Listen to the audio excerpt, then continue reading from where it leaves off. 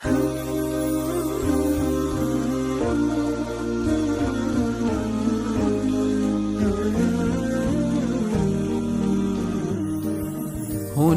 دوحة لنبي الهدى. আসসালামু আলাইকুম ওয়া রাহমাতুল্লাহি ওয়া বারাকাতুহু।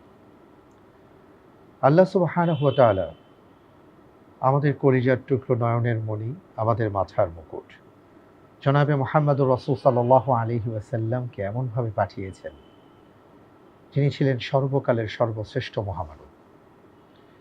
রাসূল সাল্লাল্লাহু আলাইহি ওয়াসাল্লামের জীবনের ইতিহাস, তার জীবনী তথা সিরাত এমনভাবে গোটা বিশ্বের মাঝে ছড়িয়ে আছে যে তার প্রতিটি কাজ, প্রতিটি কর্ম এবং তার সাথে সম্পৃক্ত যারা ছিলেন সবার অবস্থা এবং অবস্থান এমনভাবে আমাদের সামনে উদ্ভাসিত, মনে হয় এই তো সেদিনের কথা।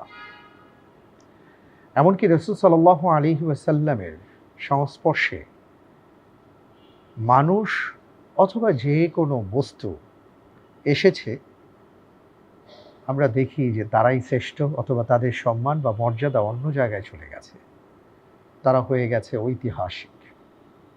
রাসূল সাল্লাল্লাহু আলাইহি ওয়াসাল্লামের মসজিদে নববীতে এমন অসংখ্য ঘটনা আছে যা কোরআনুল কারীমে আল্লাহ তাআলা আমাদেরকে জানিয়েছেন। শুধু তাই নয়, আল্লাহ নবী সাল্লাল্লাহু আলাইহি ওয়াসাল্লামের জীবনের সাথে জড়িয়ে থাকা এমন অনেক বস্তু আছে যা আজকে আমাদের কাছে ঐতিহাসিক এবং অত্যন্ত মূল্যবান। এর মধ্যে অন্যতম একটি হলো মসজিদে নববীর খুঁটিগুলো, যেই খুঁটিগুলোকে আমরা বলি উস্তুনা। ইতিপূর্বে এই খুঁটি নিয়ে আমি আপনাদের সামনে আরও 2-4টি কথা বলেছিলাম। আজকে বলবো রাসূল সাল্লাল্লাহু আলাইহি ওয়াসাল্লামের এক একটি মসজিদে নববীর এক একটি খুঁটি এক একটি ইতিহাস ধারণ করে। কোনো খুঁটিতে আল্লাহর রাসূল সাল্লাল্লাহু আলাইহি ওয়াসাল্লাম খুঁটির পাশে দাঁড়িয়ে সালাত আদায় করতেন, তাহাজ্জুদের সালাত পড়তেন। তার নাম হয়ে গেছে উস্তুনাতুত তাহাজ্জুদ। রাতের গভীরে তিনি মহান মালিকের সান্নিধ্য অর্জন করবার জন্য যে জায়গাটাতে দাঁড়িয়ে সালাত আদায় করতেন, সেই জায়গাটা অনেকটা নির্ধারিত ছিল একটা উস্তুনার পাশে। ঠিক এমনি করে আরেকটি উস্তুনার নাম হলো উস্তুনাতু আয়েশা। কেন এই উস্তুনার নাম উস্তুনাতু আয়েশা? আয়েশা রাদিয়াল্লাহু তাআলা আনহা বর্ণনা করেন, আমার প্রিয় রাসূল সাল্লাল্লাহু আলাইহি ওয়াসাল্লাম বলেছেন, মানুষ যদি এই উস্তুনার ব্যাপারে জানতো তাহলে এখানে এসে তারা দোয়া করত।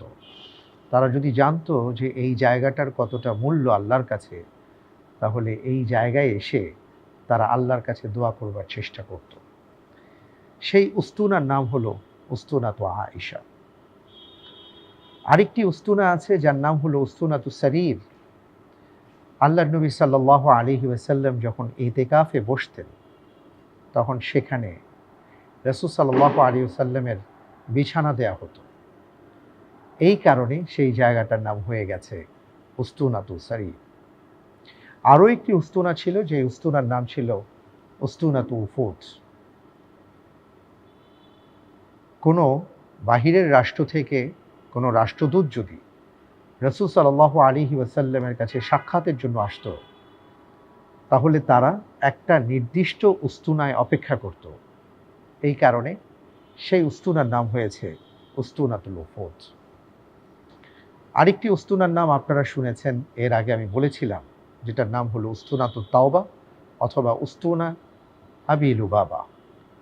হযরতে আবু লুবাবা রাদিয়াল্লাহু তাআলা আনহু তিনি তওবা স্বরূপ নিজের হাত একটি খুঁটির সাথে বেঁধে রেখেছিলেন, যে কারণে সেই উস্তুনার নাম হয়ে গেছে উস্তুনাতু আবি লুবাবা। শুধু তাই নয়, আল্লাহ সুবহানাহু ওয়া তাআলা অসাধারণ একটি ঘটনা 3 জন সাহাবা সম্পর্কে জানিয়েছেন আমাদেরকে, যেখানে একজন সাহাবা তওবার জন্য একটি উস্তুনার সাথে তিনি তার হাত বেঁধে রেখেছিলেন আর বলেছিলেন, আল্লাহ রব্বুল আলামিন আমার তওবা যতক্ষণ পর্যন্ত কবুল করবেন না, আমি ততক্ষণ পর্যন্ত এখান থেকে মুক্ত হতে চাই না।